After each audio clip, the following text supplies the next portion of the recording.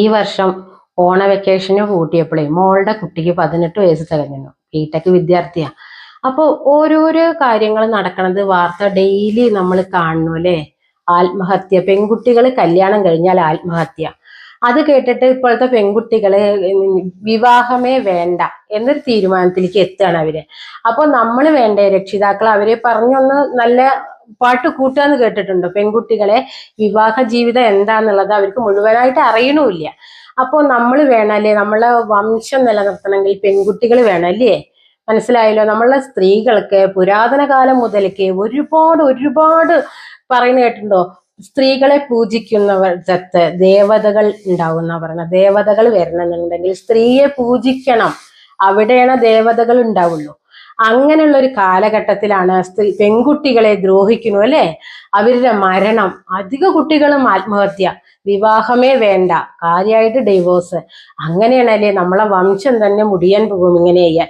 അപ്പൊ മോളുടെ കുട്ടി ബിടെക്കിന് പഠിക്കുകയാണ്, 18 തികഞ്ഞിരിക്കുന്നു. എൻ്റെ മോളെ 18 തികഞ്ഞപ്പോൾ ഞാൻ കല്യാണം കഴിച്ചു കൊടുത്തിട്ടുണ്ട്. അപ്പൊ അവള് ചോദിക്കുകയാണ്, അമ്മമ്മേ വിവാഹ ജീവിതത്തില് നമ്മൾ എന്ത് ചെയ്യണം, നമുക്കൊരു സന്തോഷകരമായ ഒരു ജീവിതം കിട്ടാൻ നമ്മൾ ഇനി എന്താ ചെയ്യേണ്ടതെന്ന് കുട്ടി എന്നോട് ചോദിക്കുകയാണ്. അപ്പോ അവള് പിന്നെ വേറൊരു ചോദ്യം കൂടി എന്നോട് ചോദിച്ചിട്ടുണ്ട്, അത് ഞാൻ പറയാം. അമ്മേ, സൗന്ദര്യം എവിടെയാണ് ദർശിക്കേണ്ടത്? ഒരു ജീവിത പങ്കാളിയുടെ സൗന്ദര്യം നമ്മൾ എവിടെയാണ് ദർശിക്കേണ്ടതെന്നാണ് കുട്ടിക്ക് ചോദിക്കാനുള്ളത്. അപ്പൊ അതിനൊക്കെ പാടെയായിട്ട് ഞാൻ അവളോട് പറഞ്ഞിട്ടുള്ള ഉത്തരം നിങ്ങളും കൂടിയും കേട്ടോളൂ. ഇനി വളരണ പെൺകുട്ടികൾ കേൾക്കണം. മക്കളെ, ഒരു കാര്യം നിങ്ങൾ എല്ലാവരും ശ്രദ്ധിക്കണം. നിങ്ങളെ പുറമേ കാണുന്ന സൗന്ദര്യം അത് നുണ പോലെയാണ്. സത്യം എന്ന് നിലനിൽക്കും. അത് അകത്തുള്ള സൗന്ദര്യം പോലെയാണ്. സത്യം അകത്തുള്ള സൗന്ദര്യം, നമ്മൾ പുറമേ കാണുന്ന സൗന്ദര്യം നമ്മൾ ഈ വ്യാജങ്ങളായിരിക്കാം. കാരണം നമ്മളുടെ സൗന്ദര്യം എന്നും നിലനിൽക്കണം എന്നില്ല. നിങ്ങൾ കണ്ടിട്ടില്ലേ ഒരു വാഹന അപകടം, എന്തെങ്കിലും ഒരു അസുഖം, എന്ത് വന്നാലും നമ്മളെ പുറമേ കാണുന്ന സൗന്ദര്യം അതോടുകൂടി മാഞ്ഞു പോകും. സത്യം പറഞ്ഞു കഴിഞ്ഞാൽ ഒരു നുണട പോലെ. നേരെ മറിച്ച് നമ്മൾ സത്യം മാത്രം പറയണ പോലെയാണ് അകത്തുള്ള സൗന്ദര്യം. അത് നമുക്ക് സൂര്യനെ പോലെ എന്നും നിലനിൽക്കുന്നതാണ് കേട്ടോ. അപ്പൊ നമ്മളൊരു ജീവിത പങ്കാളിയെ കണ്ടുപിടിക്കുമ്പോൾ എന്ത് ആണെങ്കിലും നമ്മൾ അവന്റെ വലിയ മണിമാളിക കണ്ടിട്ടോ, ഗൾഫിലെ ജോലി കണ്ടിട്ടോ, അവന്റെ സൗന്ദര്യം കണ്ടിട്ടോ ഒരിക്കലും ആരും വീണു പോകരുത്. അങ്ങനെയുള്ള കുട്ടികൾക്കാണ് ഇപ്പോൾ എന്താണ് ആത്മഹത്യ. ലാസ്റ്റ് അവരുടെ എല്ലാം കഴിഞ്ഞു, വീട്ടിൽ ആരോടും പറയണമില്ല, അവര് അവിടെ നടക്കണ കാര്യങ്ങളൊന്നും ആരും അറിയണമില്ല. അവസാനം അവര് തോറ്റു ആത്മഹത്യ ചെയ്യണു. കാരണം ഒരു പ്രസവം കഴിഞ്ഞിട്ടുണ്ടാവും, ആ കുട്ടി അനാഥനാവുകയാണ്. പെൺകുട്ടിയാണെങ്കിലും ആൺകുട്ടിയാണെങ്കിലും അത് അനാഥയാവുകയാണ്. അപ്പോൾ അങ്ങനെയുള്ള ഒരു പ്രവണത കുറയ്ക്കാൻ വേണ്ടിയിട്ട് നമ്മൾ പണ്ട് കാലത്ത് ഉണ്ടായിരുന്ന ഒരു സംഭവം നിങ്ങൾക്ക് ഞാൻ പറഞ്ഞു തരട്ടെ. മരുമക്കത്തായ സമ്പ്രദായം എന്താ വെച്ചാൽ, ഞാൻ നായന്മാര് കുടുംബത്തിലാണ് ജനിച്ചത്, എല്ലാവർക്കും ഇത് ബാധകമാണ് കേട്ടോ. എനിക്ക് തോന്നിട്ടുള്ള ഒരു കാര്യം ഞാൻ നിങ്ങൾക്ക് പറഞ്ഞു തരാം. പെൺകുട്ടികളെ കല്യാണം കഴിച്ചു കഴിഞ്ഞാൽ അവര് നമ്മളുടെ വീട്ടിൽ നിൽക്കട്ടെ, പെൺകുട്ടി നമ്മളുടെ വീട്ടിൽ നിൽക്കട്ടെ. ആൺകുട്ടികളെ പണ്ടത്തെ പോലെ തന്നെ അവര് ഭാര്യ വീട്ടിലേക്ക് വൈകുന്നേരം പോയിക്കോട്ടെ, രാവിലെ നമ്മളെ വീട്ടിലേക്ക് തിരിച്ചു വന്നോട്ടെ. എങ്കിൽ നമ്മളെ പെൺകുട്ടി നമ്മളെ അടുത്ത് സുരക്ഷിതയാവും കേട്ടോ. കുട്ടികളെയും മക്കളെയും അമ്മമ്മമാർക്ക് നന്നായിട്ട് നോക്കാം. അച്ഛമ്മമാര് കുട്ടികളെ നോക്കില്ല എന്ന് പറയല്ല, എങ്കിലും ആത്മഹത്യ കുറച്ച് കുറഞ്ഞു കിട്ടും. മനസ്സിലായില്ലേ? പണ്ടത്തെ കാലത്ത് അങ്ങനെയാണ്, അമ്മമ്മമാരുടെ കീഴിലാണ്, ആ ശാസനയിലും അങ്ങനെയാണ് കുട്ടികൾ വളർന്നിട്ടുള്ളത്. ഇവിടെ വരുന്ന അച്ഛൻ അവിടുത്തെ അമ്മാമയായിരിക്കും, അവിടുത്തെ കുട്ടികൾക്കൊക്കെ ശിക്ഷണത്തിന് അദ്ദേഹമാണ്, നമ്മളെ കുട്ടികളെ ശിക്ഷിക്കാൻ നമ്മളുടെ ആങ്ങളെയാണ്. മനസ്സിലായല്ലോ? അപ്പൊ അങ്ങനെയാകുമ്പോൾ ഒരുപാട് ആത്മഹത്യ കുറഞ്ഞു കിട്ടുന്നുണ്ട്. അങ്ങനെ ഒരു സൊല്യൂഷൻ എല്ലാവരും ഇത് കേൾക്കണം. കാരണം ഇനി അങ്ങനെ ആവേണ്ടി വരും നമ്മളെ ലോകം പതുക്കെ പതുക്കെ കണ്ടിട്ട്. കാരണം വിവാഹമേ വേണ്ട എന്നുള്ളത് അവർ കുറച്ച് മാറ്റി വെക്കും. കാരണം ഭർത്താവ് നമ്മളെ വീട്ടിൽ വന്ന് നിൽക്കുകയാണല്ലോ. ഇനി ജോലിയാണെങ്കിലും എന്താണെങ്കിലും കുടുംബത്തിൽ ചെന്നാലാണ് അവർക്ക് കഴിയാൻ പറ്റാത്തത്. നേരെ മറിച്ച് ഒരു ആണും പെണ്ണും മാത്രമാണെങ്കിൽ അവർ ഒതുങ്ങിയൊരു ജീവിതം അവർ നയിക്കാൻ അവർ ഇഷ്ടപ്പെടുന്നുണ്ട്. ഭർത്താവിന് അച്ഛനും അമ്മയും ഉള്ള കാലത്ത് അവരുടെ പെൺകുട്ടി അവരെ സംരക്ഷിക്കട്ടെ. അവർക്ക് വയസ്സാകുമ്പോൾ വാർദ്ധക്യത്തിന് മകന്റെ സംരക്ഷണവും കിട്ടും, മകളുടെ സംരക്ഷണവും കിട്ടും. നമ്മളെ വീട്ടിലും അങ്ങനെ തന്നെ, മകളെ സംരക്ഷണം നമുക്ക് കിട്ടും, മകളുടെ സംരക്ഷണം നമുക്ക് കിട്ടും. അപ്പൊ അവരെ കുട്ടികൾ നമ്മളെ അമ്മമ്മ മുത്തശ്ശ പറഞ്ഞിട്ട് അവർ നമ്മളെ സ്നേഹിക്കും. അനാഥാലയങ്ങളും കുറച്ച് കുറയും. മനസ്സിലായല്ലോ? ഈ രക്ഷിതാക്കളെ വാർദ്ധക്യത്തിലെ വൃദ്ധസദനത്തിൽ കൊണ്ടേയാക്കുക കണ്ടിട്ടില്ലേ? കുട്ടികളും തന്നെ അച്ഛനും അമ്മയും ഈ ആത്മഹത്യ ചെയ്ത് കഴിഞ്ഞാൽ കുട്ടികളും അനാഥ മന്ദിരത്തിലേക്ക് പോകേണ്ടി വരും. മുത്തച്ഛനും അമ്മ അമ്മയ്ക്കും വയസ്സാവും, അച്ഛനും അമ്മമ്മയ്ക്കും വയസ്സാവും, അവർ മരിച്ചു പോകും. കുട്ടികൾ അനാഥ മന്ദിരത്തിൽ കൊണ്ടുപോയേക്കേണ്ട ഒരു ഗതി വരും. അതും നമുക്ക് കുറച്ച് കുറഞ്ഞു കിട്ടും. നമ്മളെ കുട്ടികളെ നമ്മളെ വീട്ടിൽ തന്നെ വളർത്താൻ എല്ലാവരും ശ്രദ്ധിക്കണം.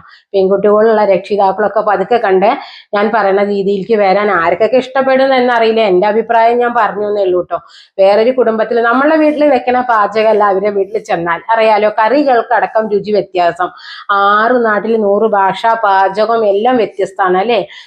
മലപ്പുറം ജില്ലയിലുള്ള ഒരു കുട്ടി കോഴിക്കോട് ജില്ലയിൽ ചെന്ന് കഴിയുമ്പോൾ അവിടുത്തെ സമ്പ്രദായങ്ങൾ മുഴുവൻ മാറി, എല്ലാം മാറി. അല്ലെങ്കിൽ ഓരോ ജില്ലയ്ക്കും ഓരോ ഭാഷയ്ക്കും ഭക്ഷണത്തിനും ഒക്കെ. അപ്പോൾ അതിനൊക്കെ കുറ്റം പറയും. ചെറിയ കാര്യങ്ങളാണ്. അപ്പോഴേക്കും ഇവളെ എങ്ങനെയും കല്യാണം കഴിഞ്ഞ് ഗർഭിണിയൊക്കെ ആയിട്ടുണ്ടെങ്കിൽ അത് ഡിവോഴ്സിന്റെ വക്കിലെത്തും. ആർക്കും ക്ഷമിക്കാൻ പറ്റുന്നില്ല. അപ്പോൾ എപ്പോഴും അകത്തെ സൗന്ദര്യം കണ്ടിട്ടാണ് ഒരാൾക്ക് നമ്മൾ കല്യാണം കഴിച്ച് കൊടുക്കണമെങ്കിൽ ഇതിനൊക്കെ കുറേ കുറവുണ്ടാവും കേട്ടോ. നമ്മൾ ആർഭാടങ്ങള്, പിന്നെ അതുപോലെ കല്യാണത്തിന് ഒരുപാട് പൈസ ചെലവാക്കി ആർഭാടത്തിൽ പെൺകുട്ടികളെ കല്യാണം കഴിച്ചെടുക്കുക, ഒരുപാട് ആഭരണങ്ങള്, ഇതൊക്കെ നമ്മൾ ആണിന്റെ വീട്ടിലേക്ക് കൊടുത്തയക്കുകയാണ്. അപ്പൊ കുറെ കണ്ടു കഴിയുമ്പോൾ അവർക്ക് എന്താന്ന് പറയുക, കുറച്ചും കൂടി ആർത്തി മൂക്കും. ഇനിയും ഭാര്യ വീട്ടിൽ നിന്ന് എന്തെങ്കിലും കിട്ടുമോ എന്നൊക്കെ അവരെ നമ്മളാണ് മോഹിപ്പിക്കണേ. പെണ്ണു വീട്ടുകാരാണ് ഈ മോഹിപ്പിക്കണ ആണ് വീട്ടുകാരനെ. കൊടുക്കുകയാണ് നമ്മളെ അവർ ചോദിക്കണതിന്റെ മുന്നേ. പിന്നെ അവർക്ക് തോന്നുകയായി നനഞ്ഞിടം കുഴിച്ചാൽ കൊള്ളാം, എങ്കിൽ പെണ്ണിന്റെ വീട്ടിൽ നിന്ന് എന്തെങ്കിലും ഇനിയും കിട്ടുമോ, അങ്ങനെയുള്ള വിചാരങ്ങൾ വന്നിട്ട് അവസാനം അത് വാക്ക് തർക്കത്തിലാവും, വഴക്കിലാവും.